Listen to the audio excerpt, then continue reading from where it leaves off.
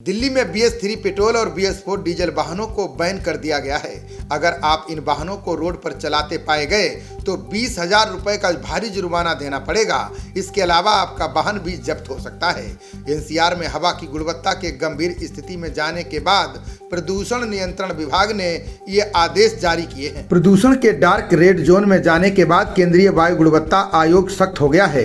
इसको लेकर दिल्ली और NCR के शहरों में ग्रेप का तीसरा चरण लागू करने के दिशा निर्देश जारी किए गए हैं। दिल्ली सरकार ने इन आदेशों पर कार्रवाई के निर्देश जारी किए हैं। परिवहन विभाग के आदेशों के अनुसार ग्रेप का तीसरा चरण लागू होने के बाद तत्काल प्रभाव से BS3 पेट्रोल और BS4 डीजल कारों के सड़कों पर चलने पर रोक लगा दी गई है। यानी 9 तारीख तक ना तो दिल्ली में ऐसी गाड़ियां चलेंगी और ना ही बाहर से आ सकेंगी।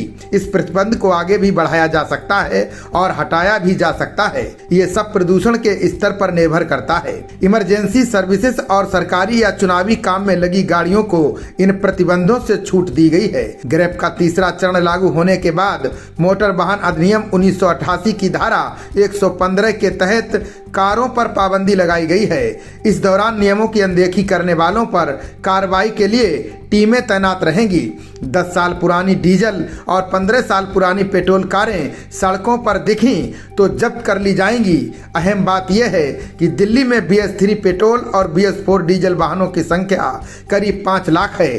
सड़कों से कारों की संख्या में भी कमी से प्रदूषण स्तर में सुधार की संभावना जताई जा रही है। कारोबारी इस फैसले के विरोध में सड़कों पर आए हैं। कारोबारियों ने इसे दिल्ली सरकार की साजिश बताया है। उनका दावा है कि पेट्रोल और डीजल गाड़ियों की एंट्री पर रोक लगाने से टूरिज्म बिजनेस पर असर पड़ेगा। कारोबारियों का कहना है कि वो दिल्ली और पंजाब में आम आदमी पार्टी सरकार के खिलाफ सड़क जाम करेंगे। नए निर्देशों के अनुसार अब दिल्ली के सभी निर्माण कार्यों पर भी प्रतिबंध लग गया है। इसके अलावा किसी भी तरह के तोड़फोड़ पर भी रोक लगा दी गई है।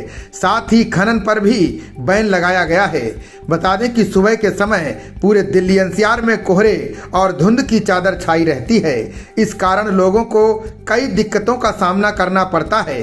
लोगों को गले में खराश से लेकर आंखों में जलन जैसी परेशानियां झेलनी पड़ रही हैं। बता दें कि इससे पूर्व ग्रेप का तीसरा चरण 29 अक्टूबर को लागू किया गया था। इसे 14 नवंबर को हटाया गया था। ग्रेप को पर्यावरण मंत्रालय ने 2017 में नोटिफाइड किया था। इसे हर साल 15 अक्टूबर से लागू किया जाता है। इसके अलावा वायु गुणवत्ता खराब होने के बाद भी इस फैसले को लागू किया जा सकता है। इसे 4 कैटेगरी में लागू किया जाता है। हर कैटेगरी में अलग अलग प्रतिबंध होते हैं। अगर AQI का स्तर 201 से 300 के बीच है तो स्टेज 1 लागू होता है। 301 से 400 के बीच होने पर स्टेज 2 और 401 से 450 तक के बीच स्टेज 3 लागू होता है। वहीं AQI का स्तर 450 के ऊपर होने पर स्टेज 4 लागू कर दिया जाता है।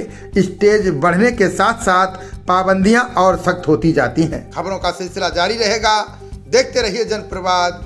नमस्कार।